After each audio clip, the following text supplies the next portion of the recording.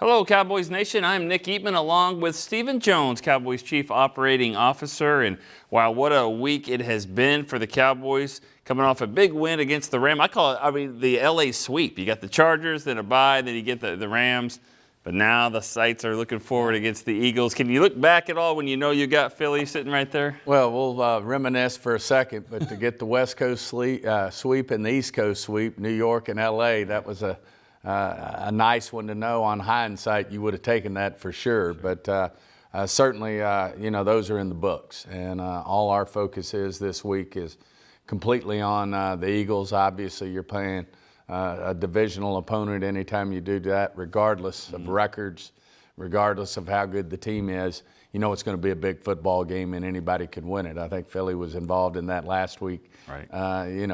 With the Commanders and the dogfight they had there in Washington, D.C. So, regardless of the records, which as it turns out, they have the best record in football right now. We have nothing but respect, for what they bring to the table in terms of the quality of their football team, the success they've had over the last couple of years. And it's time for us to step up. And we look forward to that matchup. We embrace it. Obviously, we're going to have a big week of practice, and we're going to have to go up to Philadelphia and execute. That's a tough environment to play in. Those Eagles fans are avid.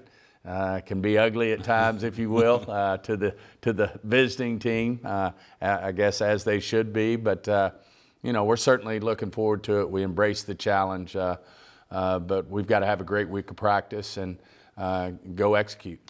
Yeah, 7 games into the season, and teams like the Jets and Chargers, Patriots, Giants, who we thought maybe would be a little bit better, hard to tell. 49ers even kind of look different than when you played them. But at least you know what this is going to be a test here. I mean, you're talking about a 7-1 team. Do you feel like you'll know a little bit more about your team even after this game? Well, you learn about your team every week. The goal is obviously there's a lot of football to be played in an NFL season. 17 games, we're not even halfway through it yet. And we know there's a lot of football to be played. The one thing you do know is you'd like to hope as the season goes, you continue to get better, you execute better. I thought we took a big step, last week in terms of playing the Rams, and I thought the offense did a great job of taking that bye week and building on what we can do better. The defense stepped up, special teams stepped up. I feel good about our overall health.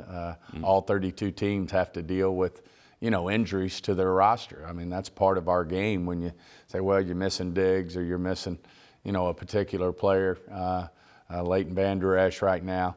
Those are all things that, all teams are having to deal with. But overall, I feel good about the health of this football team. I love the players. I love the leadership. I love the way they play the game. Like what our coaching staff is doing with them. And as I said, we've just got to have a great week of practice and then step up and execute and play Dallas Cowboy football the way we like to play it there when we head to Philadelphia. All right.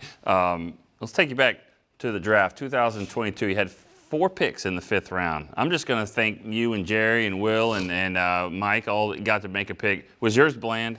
Mine was Bland, okay, for sure. That was yours? Okay. I was just making sure. I just want, I had to stand up, and, most of them didn't want him. Just kidding, by the way. And actually, the kicker. That's a Ross pick, if we're going to give people credit. Really?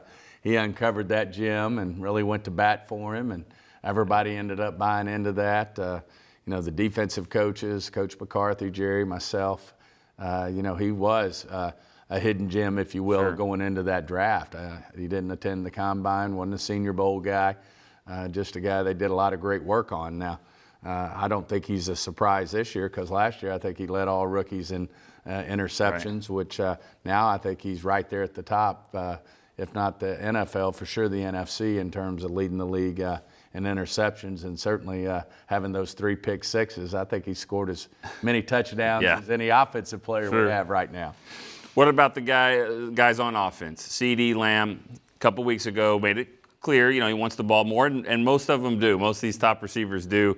You guys are feeding them the ball here. What do you like about the way he's responded here these last couple games? Well, he backed it up. I mean, he went out and said he needed to get the ball more, and in my mind, he's proven that he needs to get the ball more. And I think obviously he and Dak's chemistry just keeps getting better in this new offensive scheme, if you will. I wouldn't call it a new scheme all the way around, but certainly with Mike calling the plays, I think things are coming together there. Obviously, I think Cooks is finding his way, and we're finding our way with how to better utilize Cooks. And certainly Pollard's a guy that we think will continue to find ways to get him the ball in space so he can do what he do, if you will.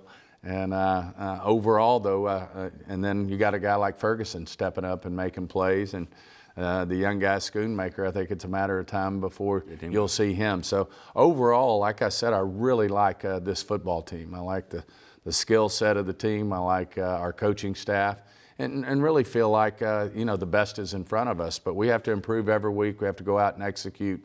As Mike likes to say, play that complementary football. We have our best games when we dominate that possession time. We did it again last week, and certainly one of our goals is to control the football. And when that defense does go out there, they're fresh and ready to roll. Tuesday was the trade deadline at 3 p.m. Walk us through if anything happened, in the afternoon. Some calls. I know nothing was done really official, but did y'all entertain a few things or get on the phone some? Yeah, you're always on the phone and you're entertaining things, and we're trying to tweak some interest. Although it may be players that we really like, but if it would pull something out that we think would make us better, those are all things that we look at. We were hard and heavy on Cooks. At the trade deadline last year. And it didn't work out at that moment, but as we all know, it ended up working out after the end of the season. So, there's always players that we're looking at. We don't really teams don't like to talk about deals that aren't done. So we understand that, but we're always got our hook in the water, if you will, to use a fisherman's term, and looking for something that'll improve this roster. And we'll continue to do that. As we move forward, there's always players that sometimes end up on the wire, or a situation where we think presents itself where we can improve ourselves, and we'll continue to look at that. And Washington did make a couple of moves. They had some defensive linemen, and they've given the Cowboys some fits before, so you probably weren't that disappointed to see them leave the division right there before the trade deadline. Well, especially having Washington twice on our schedule. Sure. And like I said, they're a good football team. They gave Philly all they could handle last week, and